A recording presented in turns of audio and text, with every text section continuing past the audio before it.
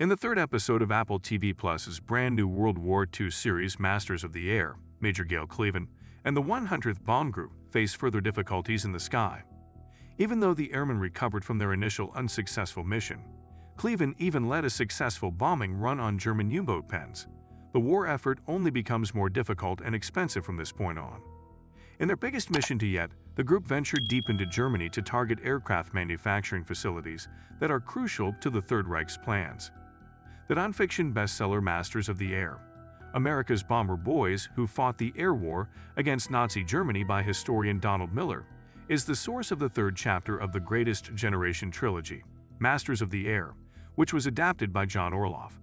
The series skillfully depicts large-scale conflicts, perilous aerial battles, and the harsh realities faced by the airmen from all walks of life. Chapter 3 of the show centers on a risky three-punch combo journey to Africa. The goal is to bomb Regensburg for as long as possible over German territory and as far into Germany as possible. The proposal is announced by Major Baumann. Together, 3 task forces take off, then separates. It serves as a distraction. There won't be enough time or manpower for the German soldiers to defend a single squadron.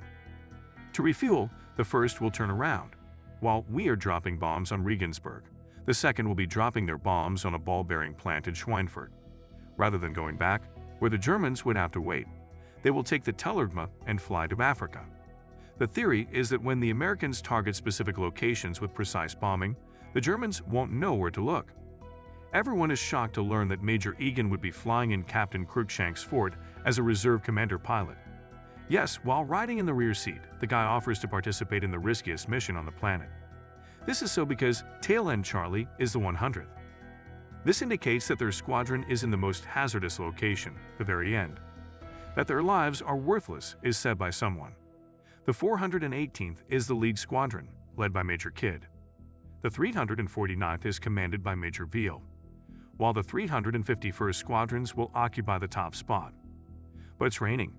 It is announced to Colonel Neil Chickharding that the backup squadrons are unable to fly. Yes, they are sending the 100th in alone, without any air assistance or cover. We are sending them straight into hell, declares Harding. Given that coordination was essential for the conference, this is perplexing. The additional combatants prevent the Germans from launching a second onslaught. Kurt tries to land his bomber rather than parachute to safety in an attempt to save his co-pilot. Kurt's bomber is catching fire, gas is leaking, and the aircraft is collapsing. Dickie, the co-pilot, believes they ought to ditch the aircraft. It's okay according to Kurt. Then a German fighter opens fire on their aircraft. After being shot, Dickie seems to be dead. That Dickie awakens, his eyes open, but he is speechless. Kurt promises his group that he will follow closely behind. But he'd prefer to bring the plane down on an open field. The plane crashes into forests, approaches too quickly, and bursts upon contact. Future episodes will reveal that Dickie's injuries prevent him from hiding and escaping his wounds, even if the plane lands. This contrasts with Quinn's and Babyface's decisions. They too must leave their ship. Clayton tells his aircraft to land on an abandoned ship. It's an interesting process. They'd have to disable all special technology, such as cameras, and all orders before they can leap out with parachutes. The bombardier must also relinquish all of the bombs. I hear Babyface cry out for aid, Quinn. Inside the ball turret, the gunner is trapped. He's trapped inside due to artillery damage, and the lever is jammed.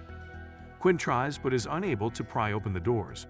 He is urged to stay and assist by Babyface. Quinn chooses to go. After Quinn leaps out, the plane explodes a moment later. Quinn was powerless to intervene.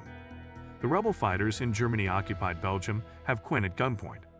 He leaps off the plane and lands without incident. He discovers a farm. He gets to know a girl his own age. Declaring himself to be an American, he begs if she can assist him. When she locates her father, he informs her about the opposition. They clarify that he can give himself into the Germans, be put in a prisoner camp, and probably survive the war because of the Geneva Convention.